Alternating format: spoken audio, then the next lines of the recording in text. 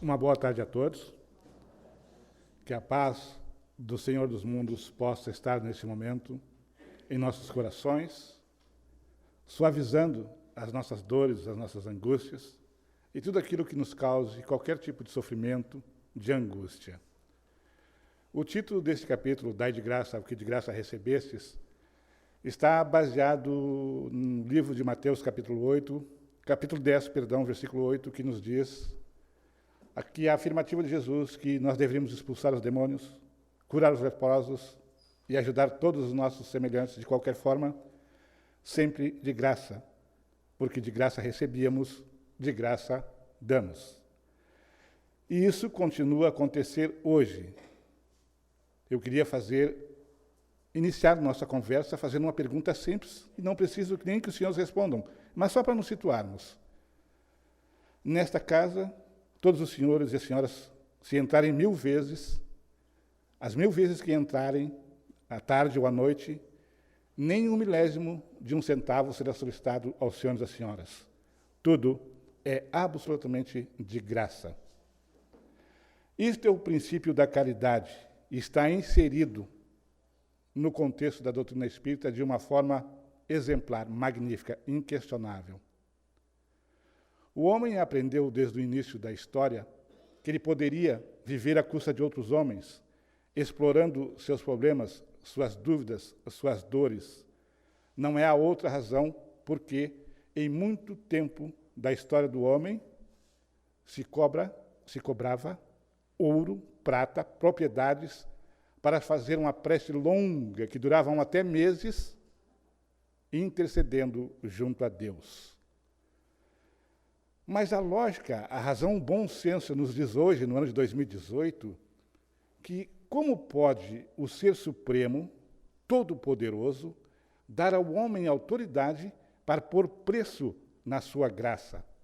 Quem tem autoridade para pôr preço na justiça divina, na sua caridade, e como podemos mensurar o amor de Deus através de valores monetários que apenas transitam de mão em mão? Então, não há mais espaço, senhoras e senhores, para aceitarmos essa afirmação. O preço para que eu ore por ti, para que eu faça uma prece por ti, para que eu reze por ti é tanto. O preço para que eu cure a tua doença fazendo uma reza é tanto. A lógica nos diz que isso não existe. Isso não é mais possível. E aqueles que buscarem e que buscam este tipo de respaldo para a sua problemática existencial, vão ser enganados, sabem disso, mas vão conscientemente ser enganados.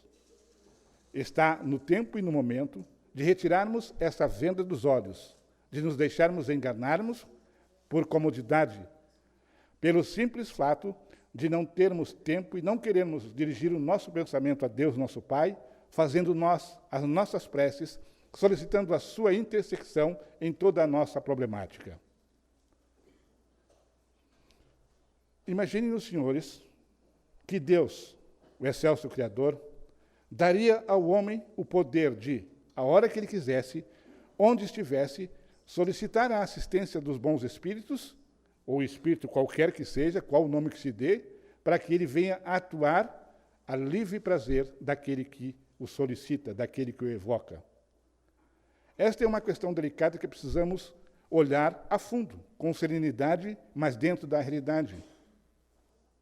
O homem que dispõe da mediunidade ostensiva, ou seja, aquele que é capaz de produzir fatos mediúnicos, não tem à sua disposição um batalhão de espíritos, curadores, orientadores, que seja, qual for o termo utilizado, para que o mesmo possa profissionalmente tirar proveito disso. Então, a realidade nos diz que aquele que apregoa que pode tal coisa fazer, está mentindo deliberadamente. Está usando artifícios para explorar a dor e a situação de desespero de muitas pessoas. Então, não creiam que o homem pode dispor de espíritos, de intermediários junto a Deus a hora que ele quer, do jeito que ele quer. Isso é uma falácia, e uma falácia que já está ultrapassada. Agrada, sim, a nosso Senhor, Deus Supremo e Infinito, a nossa prece sincera, feita com o coração, no silêncio e no recolhimento da nossa casa. E isso para todos os problemas, não são só para os problemas que nós imaginamos que só Deus pode resolver. A boa orientação é daqueles momentos de angústia em que nosso coração está aflito, as decisões importantes que precisamos tomar em nossa vida, a prece feita com reserva, a simplicidade e a humildade necessária, mais agrada a Deus.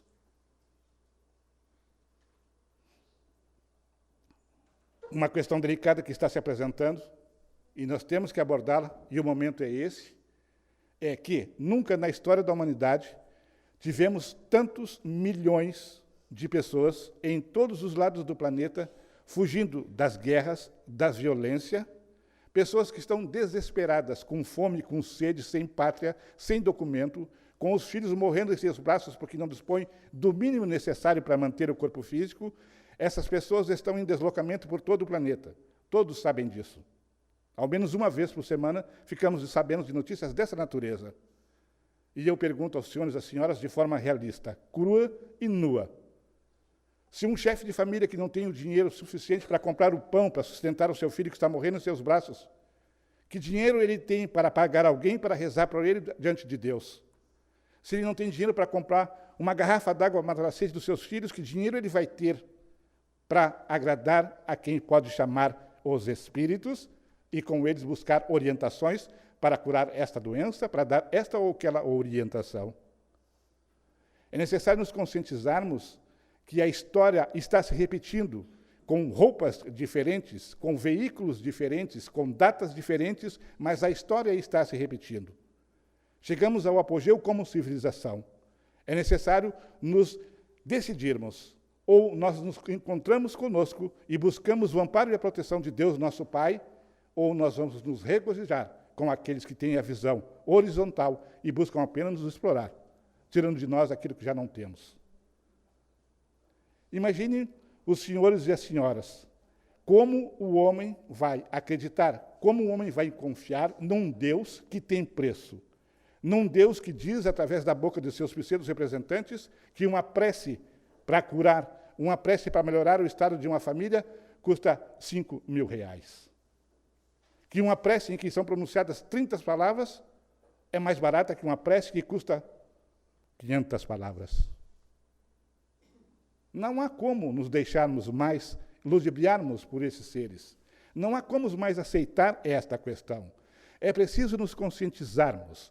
Somos únicos, filhos de Deus, criados por Ele, simples e ignorantes. Estamos em um estágio de evolução, de crescimento.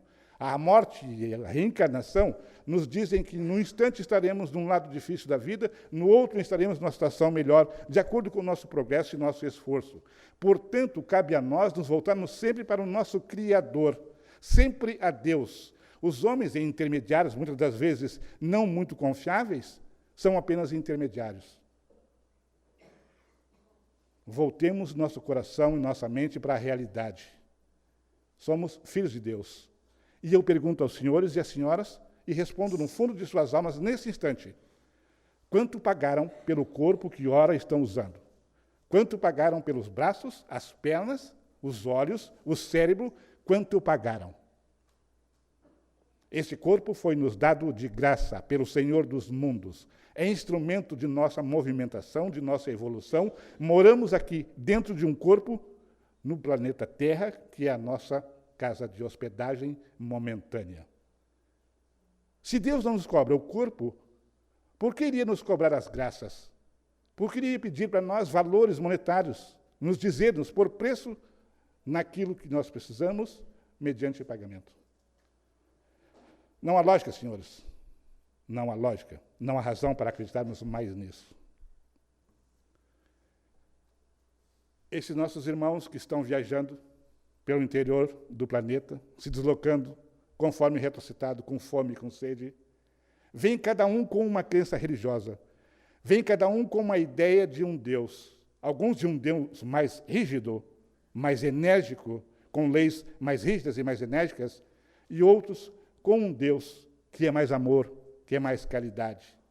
O confronto religioso que está por acontecer vai fazer brilhar a nossa mente e o nosso coração. A humanidade chegou a um ponto em que vai decidir.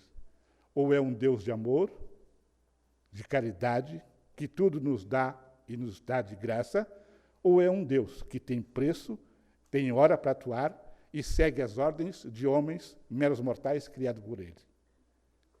Mais uma vez, a lógica nos diz, isso é impossível, não existe. Então, senhoras e senhores, receber de graça e dar de graça. Na casa espírita, seara onde estamos nesse momento, sob a organização e a permissão dos bons amigos, tudo, absolutamente tudo aqui é gratuito, como afirmei no início de nossa conversa. Os trabalhadores estudam e se preparam para o passe, para o ato mediúnico, que também é gratuito. Sua presença em nossa casa sempre é bem-vinda e sempre de graça. Desconfiai sempre que alguém vos pôr preço para qualquer graça, em qualquer credo religioso, em qualquer momento, em qualquer instância. Lembrem-se sempre disso. Deus tudo nos proporciona de graça. Se alguém vos falar em cobrança, está falando por si só. E por si só não tem autoridade para tal. Há uma questão extremamente delicada e que está muito em voga no presente momento na civilização humana, em todos os países, em todos os idiomas.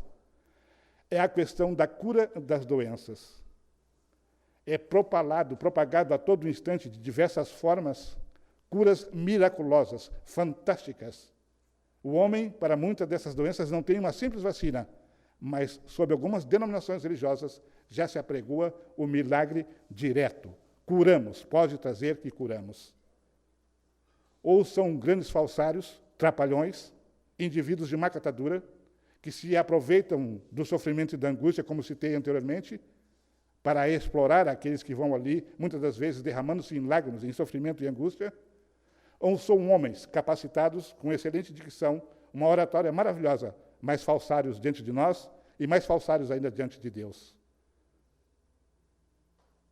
O fato de estarmos encarnados no planeta Terra nos mostra e nos deixa bem claro que estamos aqui para evoluir, é verdade absoluta, mas também estamos aqui para os nossos resgates necessários. E muitas das vezes as dores que nos afligem é o preço por termos a oportunidade do resgate. Muitas vezes nós paramos e pensamos, Deus me castigou. Como a minha vida é difícil, como eu tenho problemas. Pois são os problemas, são as dificuldades da vida que nos proporcionam a oportunidade de crescermos, de aprendermos, de devolvermos a Deus tudo o que Ele nos deu.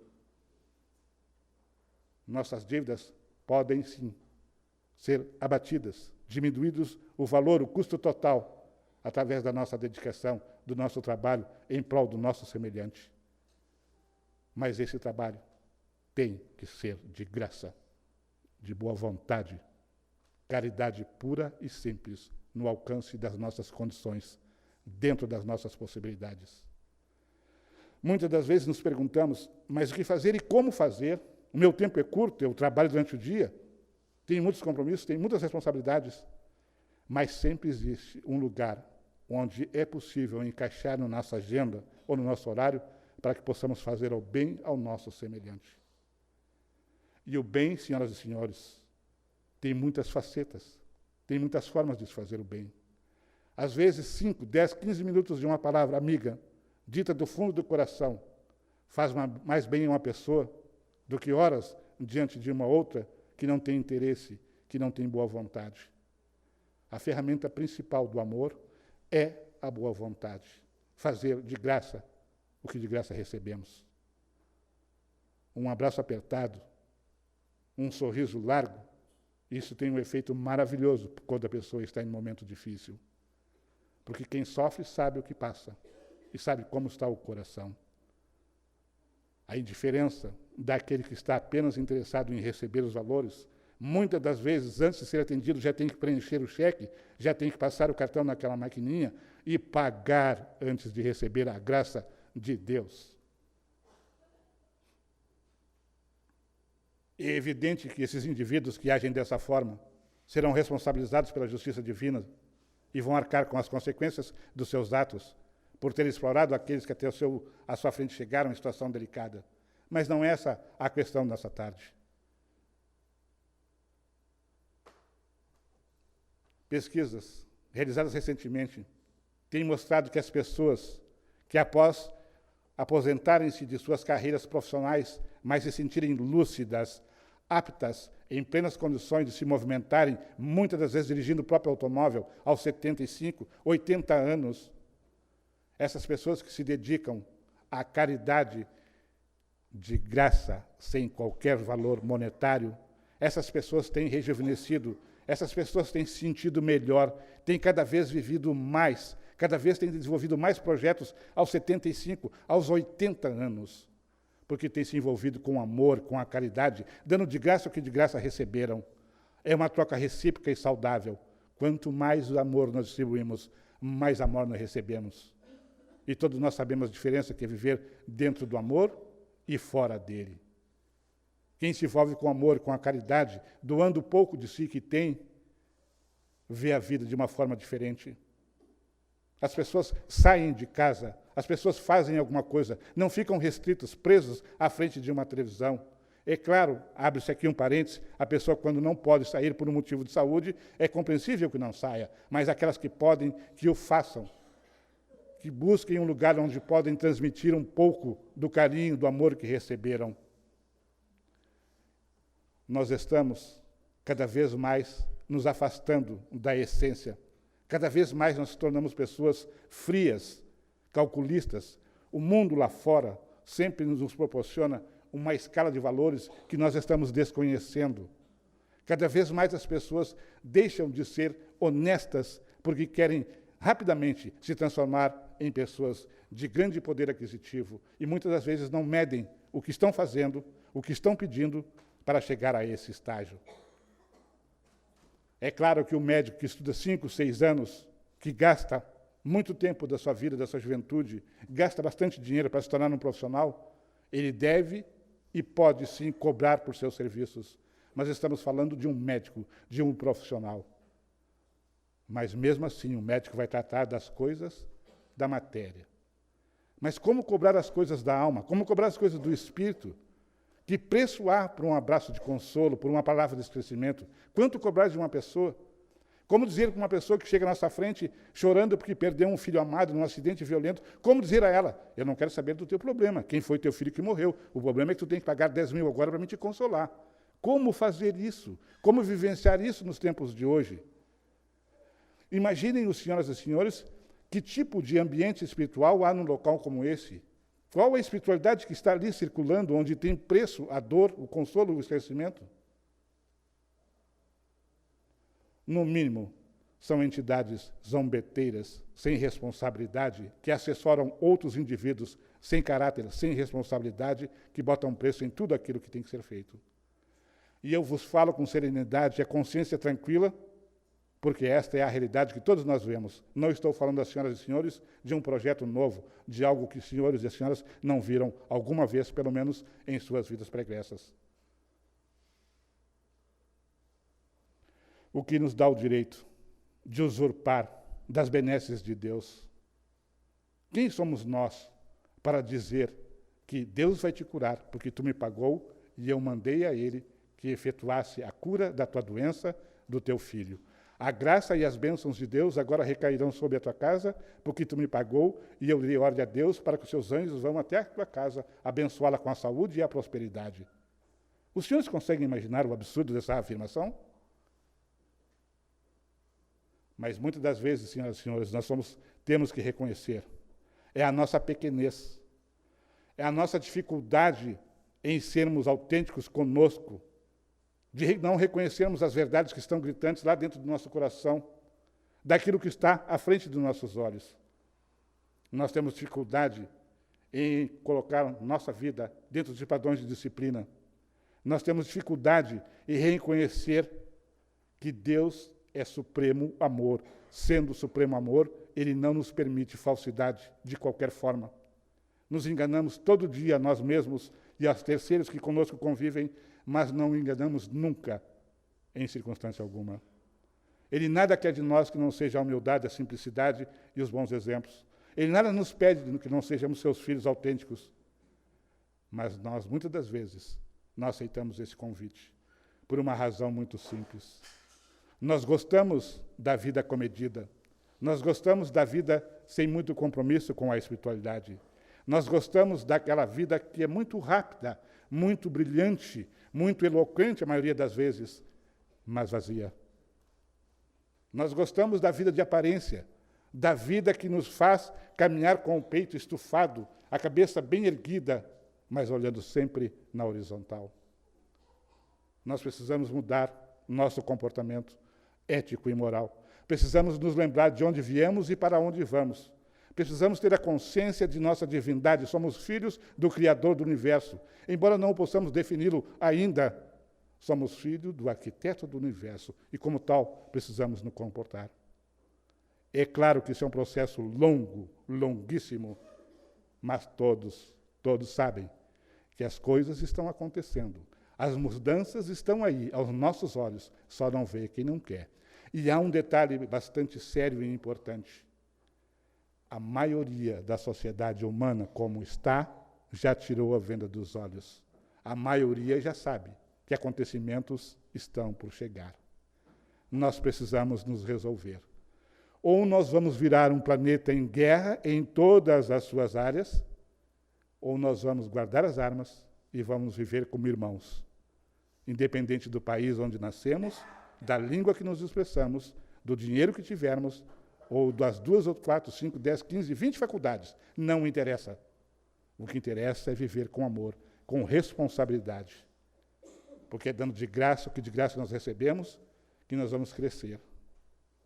E isso tem que ser feito por cada um de nós, no silêncio da nossa alma, aqui dentro do cérebro de cada um. Não basta mais atribuirmos aos outros aquilo que nós devemos fazer. Não podemos mais nos omitir quanto à realidade da nossa existência. Precisamos, sim, tomar ciência de quem somos, tomar a rédea de nossas vidas, buscar o amparo e a proteção de Deus e seguir em frente. Não podemos mais nos manter amarrados a esse passado nebuloso e obscuro, em que qualquer coisa que precisávamos, chamávamos o outro. O outro decidia a nossa vida. O outro decidia se nós éramos pecadores ou se nós éramos iluminados. O outro decidia quando nós podíamos falar com Deus. O outro definia quanto de Deus nós iríamos receber. Deus pode nos dar tudo. Imagine os senhores e as senhoras, façamos um pequeno exercício. A beleza que é esse planeta.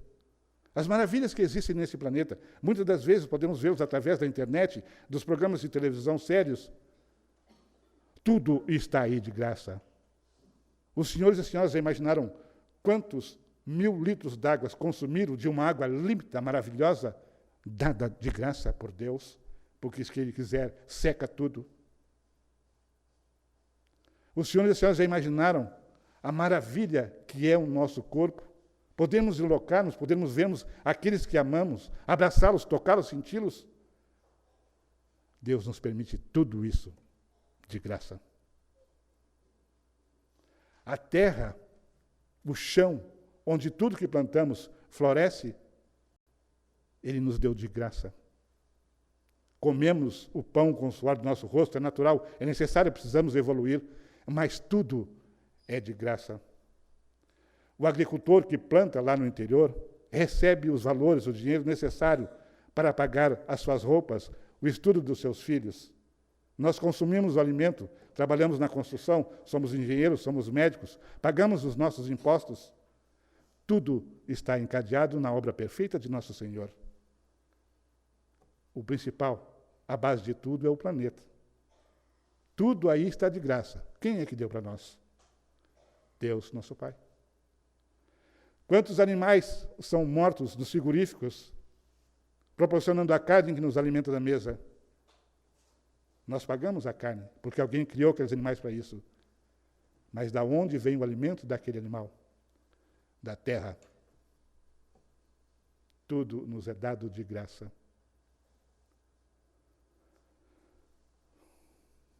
Sob a ótica da doutrina espírita, esta frase tem um peso ainda maior, mais complexo.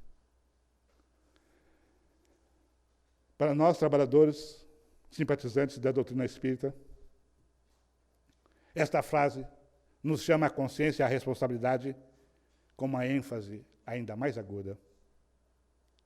Quando nos prontificamos a nos colocarmos diante dos senhores e das senhoras para a transmissão do passe, é-nos exigido, pela espiritualidade, boa vontade, seriedade, responsabilidade e, acima de tudo, pensamento leve para proporcionar as energias necessárias e adequadas àquele que está à nossa frente. Quando nos sentamos na mesa mediúnica dessa casa, nos colocamos à disposição da espiritualidade. Não somos nós que dizemos, venha tal espírito, venha espírito X, espírito B. O telefone, como dizia Chico Xavier, toca sempre de lá para cá. Nós não provocamos nada, não temos esta autoridade, a autoridade é Deus. Quando na mesa mediúnica atendemos nossos irmãos que estão em dificuldade, devemos estar preparados psicologicamente e mentalmente, com o coração pronto a dar de graça o que de graça recebemos. É evidente que para todo esse trabalho não são poucos os anos de estudo. Não é pouco o que nós precisamos fazer para nos colocarmos em condições de poder fazer isso de graça. Então, nesta tarde, eu quero que os irmãos reflitam sobre essa questão, do capítulo 26, dai de graça o que de graça recebestes. Eu pergunto aos senhores e às senhoras, se nós fôssemos hoje cobrar um abraço, um sorriso, um aperto de mão, ninguém mais precisava trabalhar. Se nós tivéssemos a capacidade e a autoridade para exigir de Deus a cura dessa ou daquela doença, seriam bem poucos os que trabalhariam, porque todos viríamos viver às custas de Deus. Dar de graça o que de graça recebestes nos chama a responsabilidade. E uma questão delicadíssima e muito importante que não posso deixar de abordar nessa tarde. Quando lemos esta frase, dai de graça o que de graça recebeste, não vamos esquecer dos nossos lares, dos nossos amados. Não vamos esquecer de retribuir o sorriso de um neto, de um filho, da mesma forma, independente do problema que estivermos vivendo. Vamos dar de graça a alegria que recebemos. Se pararmos e fizermos a computabilidade muito rápida, quantas vezes nós ganhamos um colo de nossos pais, o abraço, o sorriso, os cuidados necessários para que chegássemos à idade adulta e pudéssemos nos defender, trabalhando e estudando para nos mantermos. Isso não tem dinheiro que pague. Isso é ser pai e ser mãe na concepção divina. Isso é dar de graça o que de graça recebemos. Senhores e senhoras, a nossa existência é uma foto, um vídeo ampliado da vida espiritual. Tudo o que aqui fazemos se reflete lá, no livro da vida que escrevemos. Então, nesta tarde, eu convido a todos. Vamos escrever esse livro com caridade, com seriedade, com responsabilidade. Vamos doar aquilo que está ao nosso alcance. Se não se pode vir na casa espírita para chamar uma ficha, para atender 3 vezes por semana, venha uma vez, mas venha colaborar. Primeiro consigo, porque nós, trabalhadores da casa espírita, nós temos o nosso salário. Nós temos o salário da satisfação, de sairmos daqui com o coração pleno de alegria, porque estamos nos prostificando. Saímos daqui banhados de luz e de esperança.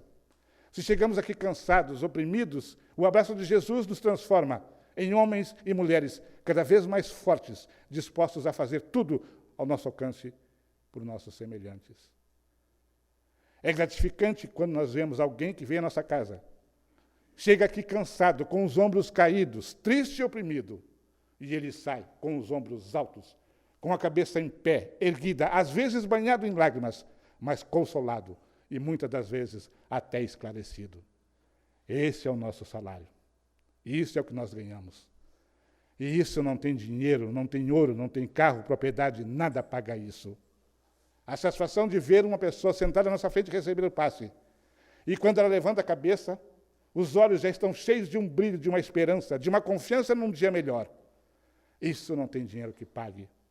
Isso é o nosso salário, como trabalhador.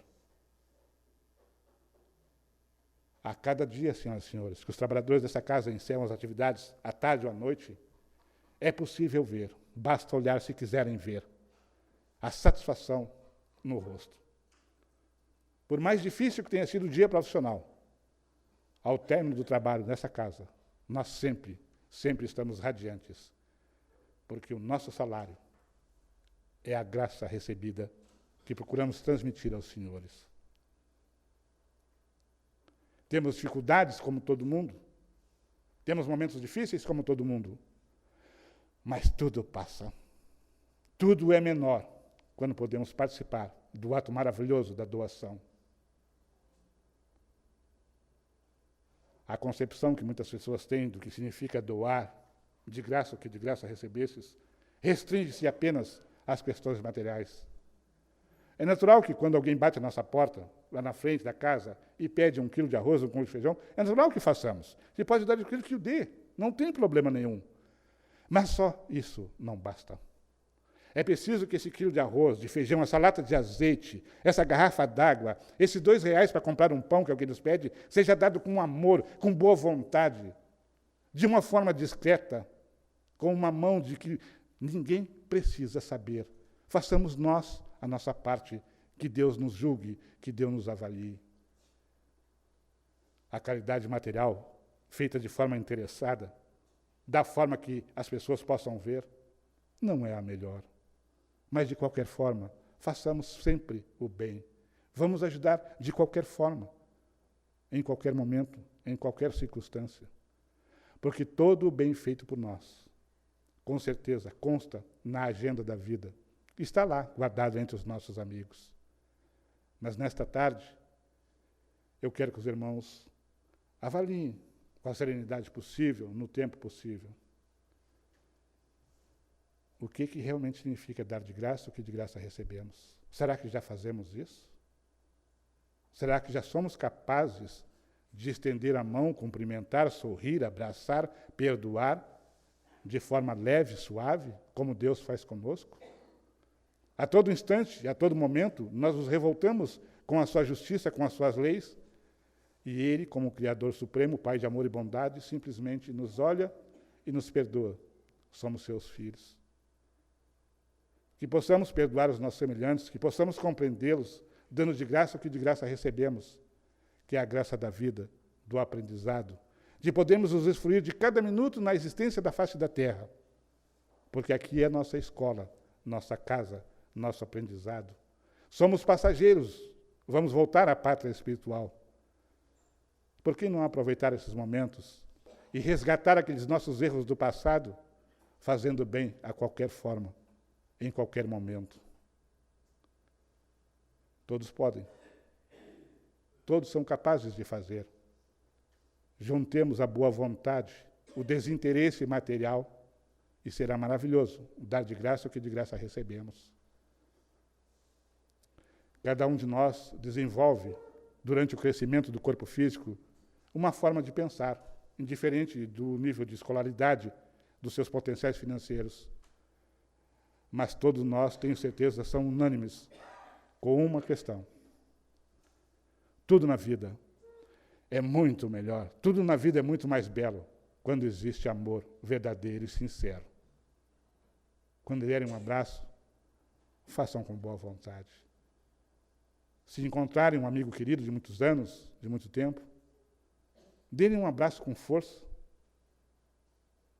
Cumprimentem-no com vontade, porque é uma questão delicada, para encerrar a nossa conversa, que eu sempre gosto de abordar. Façamos uso do que Deus nos permite, enquanto nós possamos. Não adianta, depois que a pessoa está só na nossa lembrança, dizermos: eu queria ter dado um abraço em minha mãe, eu queria ter abraçado minha mãe e meu pai, dito mais vezes que o amava. Nós perdemos aí, com eles, o tempo de dar de graça o que de graça recebemos. E o mandamento do Deus, o mandamento maior, é amai-vos como eu os amei. E amor de Deus nunca custou nada. Quanto mais nós buscamos, mais nós ganhamos. Então, se ganharmos mais, vamos dar um pouco mais. O mundo todo precisa de amor, muito amor, de paciência e de respeito. Falando em paciência, eu agradeço a paciência das senhoras e dos senhores e desejo que todos possam voltar aos seus lares, abençoados pela graça de Deus, nosso Pai, de graça, como sempre foi. Que assim seja.